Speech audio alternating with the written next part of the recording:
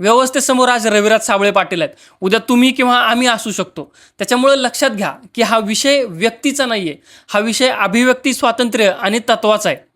Raviraj Sable पाटलांचं Instagram account बंद झालं.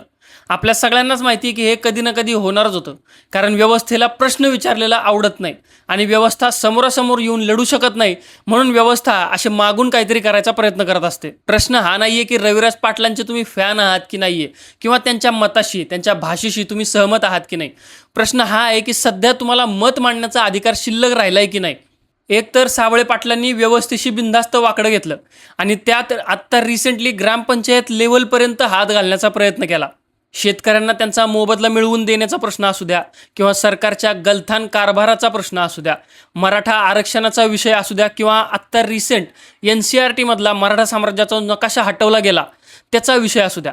प्रत्येक वेळी साबळे पाटलांनी योग्य बाजू उचलून धरली आणि त्या बाजूला लोकांना सुद्धा त्यांना सपोर्ट मिळाला.